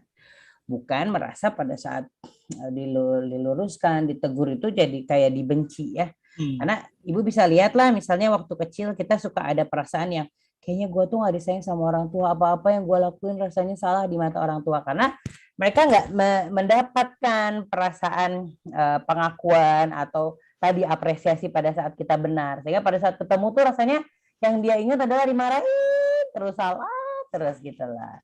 Ya. Padahal kalau kita bisa seimbang, apalagi kalau tabungan cintanya cukup ya. Artinya ketika Usamah bin Zaid itu dimarahi sama Rasulullah karena membunuh seseorang yang menyatakan la ilaha illallah sebelum meninggal, dan Usamah berpikir la ilaha illallahnya hanya untuk pura-pura ya. Rasulullah kan sampai berkata, apakah kamu telah membelah dadanya dan mengetahui isi hatinya? Apakah kamu telah membelah dadanya dan mengetahui isi hatinya? Sampai 3 kali. Sampai Usamah tuh berharap dia baru berislam pada saat itu. Saking beliau dia ngerasa banget gimana gitu ya dimarahin sama Rasulullah. Tapi apakah kemudian dia langsung kabur? Enggak. Karena tahu bahwa cinta Rasulullah terhadap Usamah itu tabungannya banyak, sehingga ketika dimarahin sedikit itu nggak mengurangi gitu ya. Atau misalnya kita sedikit kecewa lah dengan orang tua kita. Saya misalnya oke lah sekarang banyak orang yang berbicara soal luka pengasuhan dan lain-lain, termasuk terapi terhadap luka pengasuhan. Saya selalu memotivasi kepada orang-orang ya bahwa kita nggak pernah bisa memilih dari rahim mana kita dilahirkan dan bagaimana kita dibesarkan. Tapi kita masih bisa memilih bagaimana hari esok kita ya, cerita warna hari esok anak-anak kita tergantung sikap kita hari ini gitu. Jadi diperbanyak gitu ya untuk melihat hal-hal baik dari orang tua kita, sehingga kekurangan-kekurangan itu hanya menjadi warna ya. Jadi jangan diperbesar kekurangan-kekurangannya itu sampai mungkin harus dipelihara lukanya dan dinikmati dari lukanya gitu kan ya. Jadi ini sama gitu. Kita juga kalau ke anak-anak, misalnya merasa nggak sengaja kita sudah melukai mereka, silakan diperbanyak hal-hal baik ya yang menjadi kesan, sehingga at the end tuh mereka lebih banyak terkesan terhadap kebaikannya. Sehingga kemarahan-kemarahan kecil itu tidak kemudian membuat mereka lari, membuat mereka tidak respect. Jadi kalau ibu tagih saldonya kosong, kebayangkan pas lagi kayak gitu langsung minus. Tapi kalau saldonya penuh ya kurang-kurang dikit lah, gara-gara kita salah, gara-gara kita lupa, gara-gara kita lagi mungkin lagi kurang sabar saat itu. Tapi biasanya mereka tetap kok mudah sekali anak-anak tuh memaafkan. Sudah dimarahin pun mudah sekali kembali. Tapi kalau misalnya pas lagi kayak gitu kitanya nggak menyambut mereka, ya lama-lama mereka lari sangat mungkin. Itu ya, insya Allah. Insya Allah. Ya. Ini waktu kita 11.38 teh. Jadi mungkin Ya. satu aja pertanyaan. Mangga. Satu pertanyaan. Mohon maaf ya buat teman-teman semua ya. Sebenarnya pertanyaan ini sebenarnya dari saya sih teh. Karena menurut saya waktu sesi minggu lalu kita bahas tentang ayah itu banyak yang membahas soal luka pengasuhan tadi teh bilang kan. Nah, rata-rata yang dialami itu oleh laki-laki. Ya, maksudnya ke ayah gitu ya, ke ayah gitu. Nah, bagaimana dengan luka pengasuhan kepada seorang ibu? Apakah memang ada atau dampaknya memang sejauh yang teteh tahu itu lebih banyak ke ayah yang memberikan luka pengasuhan? Atau ternyata ibu tuh memang juga ada pengalaman teteh melihat ada seorang ibu yang memberikan luka pengasuhan. Lalu biasanya dampaknya seperti apa sih teh kalau ibu yang memberikan luka pengasuhan? Ya, jadi sebenarnya gini Kang Indra, kalau luka pengasuhan bisa dari dua-duanya, tapi biasanya bentuknya sedikit beda. Ya. Luka pengasuhan ayah karena disampaikan sama ayah Irwan ya. Beliau tahu banget bagaimana dia cara berpikirnya sebagai laki-laki dan pada permasalahan umum laki-laki. Biasanya luka pengasuhan yang ditorehkan oleh laki-laki justru pada pengabaiannya peran ayah. Ya itu yang paling banyak ya, karena Indonesia kan termasuk yang fatherless generation itu. Jadi justru mungkin awalnya tidak terlihat luka, tapi ketika akhir kelihatan banget luka itu sangat menganga karena ketiadaan peran ayah. Atau secara fitrah laki-laki itu kan memang lebih mengarahkan ya, lebih mengarahkan dengan ketegasannya. Allah memang memberikan kekhususan lah ya, sifat-sifat tertentu terhadap laki-laki dan perempuan untuk kalau jadi harmoni itu luar biasa gitu. Nah, Ustadz Adriano Rusfi mengatakan bahwa memang secara fitrah ayah itu pada saat menegakkan aturan, di shaping kan, anak-anak tuh di shaping ya. Bayangkan kita memahat kayu, sakit nggak, Kang? Sakit kan? Ya. Tapi punya tujuan gitu ya. Makanya ibu itu kalau ibaratnya memahat kayu, begitu ayah pahat secara bentuk, kan pasti potat-petot, ibu itu harusnya ngampelas. Ya. Gitu teh. Jadi yang membasuh luka itu harusnya ibu. Ayah marah, tapi kamu tahu kan maksud ayah baik. Udah. Jadi dibasuh lagi sama ibu, sehingga anaknya sudah di-shaping, dimulusin lagi. Nah, kalau dari pelajaran yang saya terima dari Ustadz Adrianur Rusfi, justru yang paling banyak terjadi karena interaksi yang lebih banyak, luka pengasuhan karena interaksi itu lebih banyak ditoreh sama ibu. Oh. Si ayah mah kan luka pengasuhannya gara-gara pengabaian, ya. Kalau ayahnya hadir, biasanya luka pengasuhannya karena ketegasan itu, Kak. Ya, ayah kan misalnya fitrahnya mendorong, ibu biasanya membatasi, kan ibu mah dengan rasa khawatir, tidak tega. Ayah mah kan kadang-kadang tidak, kamu harus bisa, gitu kan. Jadi anaknya melawan rasa takut, melawan ketidakbisaan. Beberapa anak menganggap itu sebagai luka gitu ya. Tapi kalau ibunya hadir, dipeluk lagi, diiniin lagi gitu. Itu harmoni jadinya. Nah, yang terjadi sekarang, si ibu yang kemudian karena sibuk, loba duit, langsungnya terakhir traktir, dikasih gitu lah, Kang. Ngerti nggak, Kang? Jadi nah, jadi terbalik. Jadi ibu-ibu yang seharusnya jadi pembasuh luka malah banyak penoreh luka ya. Jadi sebenarnya lebih banyak sih kalau saya lihat yang mungkin terasa dari sisi ibu, karena secara interaksi itu yang paling lebih sering marah, lebih sering membangun komunikasi negatif gitu loh, Kang. Ya. Jadi ada anak-anak yang kemudian tumbuh misalnya dengan perasaan harga diri rendah, itu ya gara-gara mudah sekali dicemooh, mudah sekali misalnya disalahkan, disudutkan. Dan ibu-ibu yang hari ini dengan ketiadaan peran laki-laki itu membuat maskulinitas dia terpaksa lebih besar, jadi lebih mudah bertanduk kan karena lebih lelah, lebih membackup hal-hal yang seharusnya ada di ayah, itu membuat resiko luka pengusahaannya itu lebih besar gitu ya. Jadi bayang nggak sih, ayahnya teh nggak ada tapi tiada ya. Mending kalau pulang tiap bulan teh bawa duitnya banyak. Ya mah kurang deh gitu ya. Sudah mah kurang, secara waktu nggak ada, secara pemikiran. Apalagi mohon maaf, si ayah-ayah ini juga banyak yang tumbuh dalam lingkungan keluarga yang akhirnya ya secara masyarakat itu ada perbedaan wilayah. Pokoknya mah ayah teh nyari uang, ibu ngurus anak. Ini kan satu pemahaman yang salah besar di masyarakat dan terlanjur terbentuk besar ya masif gitu ya. Sehingga sangat banyak jumlahnya model keluarga yang ayah itu cari uang, ibu itu handle semua. Bayangkan ketika itu handle hal-hal yang seharusnya ditegakkan oleh ayah, diajarkan oleh ayah, padahal kalau kita lihat riwayatnya bagaimana Ibrahim atau nabi-nabi yang lain misalnya berperan penting dalam parenting ya. Ada Nabi Yakub gitu ya. Nah, ini enggak ada. Ya, otomatis ibu handle lebih banyak. Maka kalau ilmunya kurang, sabarnya kurang, keimanan naik turun, itu mudah sekali jadi bersikap tidak bijaksana, mudah sekali bertanduk, mudah sekali membuat luka pengasuhan. Nah, cuma tadi tuh maksud saya begini, keberadaan luka pengasuhan itu ada, ya. Cuma saya tuh selalu memotivasi orang-orang untuk kemudian jangan menjadikan itu alasan melakukan hal yang sama. Karena banyak kasus di mana mereka tuh jadi terhalang untuk berbuat baik atau terdorong untuk melakukan hal yang sama karena merasa bahwa ada inner child yang seperti itu. Sampai para ada yang curhat ke saya itu, saya ngerti kenapa saya gini sama anak saya, karena saya ada di dalam posisi yang di dalam cerita ini gitu kan, orang tuanya bagaimana. Artinya menjadi alasan lah kenapa dia melakukan itu kepada anaknya, karena dia juga diperlakukan itu. Padahal empati terbesar seperti yang tadi saya bilang ya, bahwa hadis tadi kan sangat sederhana. Kalau kita pengen dicintai, maka perlakuan orang bagaimana kita ya mencintai diri kita ya. Artinya justru ketika kita menjadi seseorang yang dalam tanda kutip korban lah ya, dari ketidakbijaksanaan orang tua, keterbatasan ilmu orang tua, sebenarnya kita sedang melakukan pelajaran yang sangat berharga sebagai seorang objek, karena kita merasakan penuh gitu lah. Jadi kalau orang mungkin bisa melihat teorinya, Kita yang mengalami itu tuh tahu percis rasa pahitnya. Seharusnya empati terbesar itu menjadi modal kita untuk tidak melakukan itu kepada orang lain. Kalau boleh saya sedikit jujur, 5 guru kecilku itu pada saat menulis itu banyak yang healing saya terhadap hal-hal yang mungkin dulu pada saat kecil saya bernostalgia, atau pada saat misalnya menjadi menantu saya bernostalgia. Saya misalnya melihat bagaimana orang tua saya atau orang tua suami saya.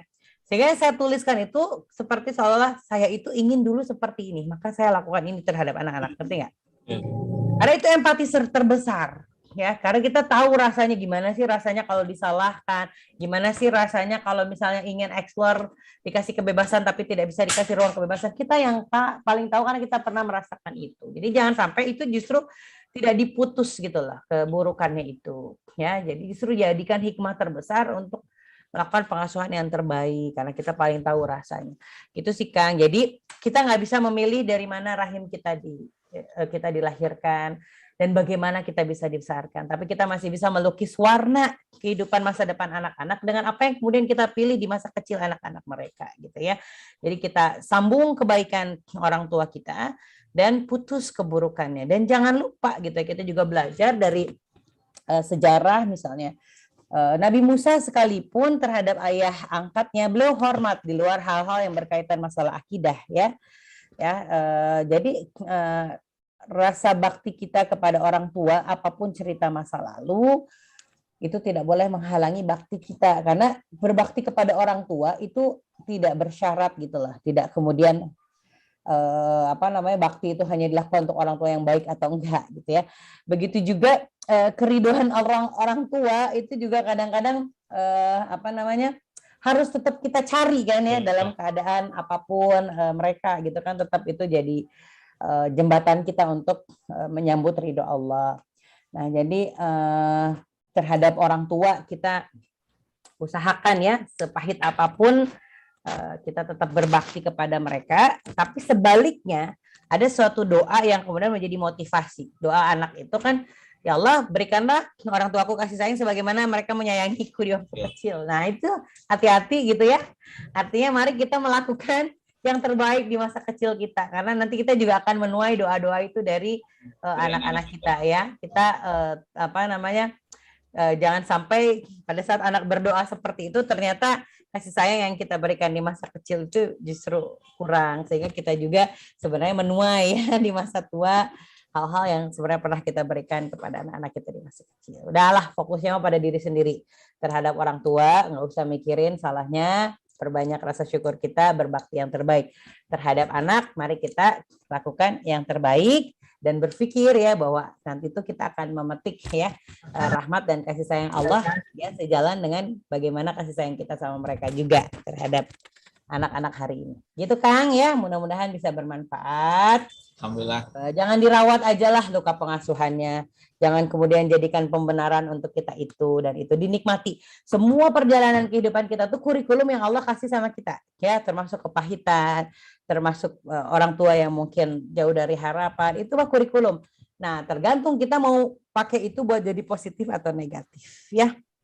Baik, terima kasih Teh Kiki. Kebetulan nih sudah masuk azan zuhur ya di Jakarta. Jadi mungkin kita bisa akhiri dan memang sudah sampai di ujung acara kita ya Teh Kiki ya. Kami dari Weekend Talk terima kasih banyak kepada Teh Kiki yang sudah berkenan. Ini yang ketiga kali ya Teh ya? Diundang kali ya? Iya, kalau nggak salah. Lupa, tapi insya Allah lah pokoknya bukan yang pertama. Minta linknya aja kalau boleh di-share, nanti saya bantu share lagi. Siap Teh. Ya.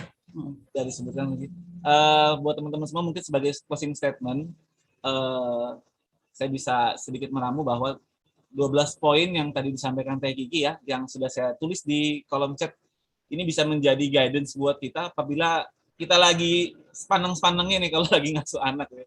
Sebenarnya kan memberikan pengasuhan itu kan kita udah tahu teorinya, tapi terkadang kita suka lupa, kita suka khilaf, kita suka terbawa emosi gitu kan. Ya mudah-mudahan 12 guidance ini pada saat kita khilaf, pada saat kita lupa, ini bisa kita ingat-ingat lagi gitu ya. Jadi kita pun jadi kembali lagi ke form yang seharusnya kita berikan kepada anak-anak gitu ya. Wujud kita yang terbaik itu bisa kita berikan lagi kepada anak-anak kita. Dan insya Allah sekarang nih sudah begitu banyak materi-materi parenting ya. yang berseliweran di medsos gitu kan. Nah ini mudah-mudahan menjadi pemicu kita buat mau belajar. Jadi kalau saya pribadi melihat apabila pengasuhan-pengasuhan orang-orang zaman dulu, saya bisa jadi malah memaklumi. Kenapa? Karena mereka nggak banyak materi-materi parenting seperti ini. Kondisi ekonomi bisa jadi, atau kondisi sosial saat itu nggak seperti sekarang gitu kan. Nah mudah-mudahan itu bisa tidak jadikan oleh kita sebagai alasan bahwa kita harus melakukan hal yang sama, enggak juga. Seperti tadi Kak Kiki bilang, itu menjadi sebuah guidance, menjadi sebuah kurikulum, itu dijadikan sebagai pelajaran, atau malah kita berikan hal sama kepada anak kita. Nah, mudah-mudahan hanya sebagai pelajaran saja buat kita semua. Terima kasih sekali lagi kepada Teh Kiki. Buat teman-teman apabila ingin menyampaikan terima kasih, bisa di-unmute-kan gitu ya. Dari kami Weekend Talk dan kru, terima kasih sudah hadir. Mudah-mudahan lancar persalinannya di bulan Februari. Kami tunggu kabar baiknya ya Teh Kiki ya. Mudah-mudahan. Itu saja dari kami. Sekali lagi terima kasih buat Teh Kiki. Dan buat teman-teman semua, di Weekend Talk ini juga tadi sudah nge-link ke YouTube-nya. Saya sudah sampaikan tadi di chat juga ya. Jadi buat teman-teman nanti bisa merewind materi ini di YouTube. Dan mungkin nanti di grup juga akan disampaikan oleh kami ya. Materi hari ini ya. Seperti itu. Dan sebagai penutup, saya mewakili kru Weekend Talk mengucapkan banyak terima kasih. Mohon maaf apabila ada kesalahan selama mengguidance acara hari ini. Dan semoga kita semua mendapatkan ilmu yang bermanfaat, bisa kita aplikasikan, dan banyak-banyak berdoa kepada Allah Subhanahu Wa Taala bahwa karena apapun yang kita lakukan tidak akan bisa lancar tanpa ada ridho dari Allah Subhanahu Wa Taala. Itu saja dari kami. Mohon jaga kesehatan. Tetap praktekkan 5M dan salam hangat buat keluarga di rumah. Terima kasih, kita tutup dengan lafaz hamdalah, alhamdulillahirrahmanirrahim, istighfar dan doa kafaratul majelis. Subhanakallahumma bihamdika asyhadu an la ilaha illa anta astaghfiruka wa atubu ilaik. Assalamualaikum warahmatullahi wabarakatuh. Jazakillah Teh Kiki. Terima kasih. Terima kasih. Terima kasih, saya lagi di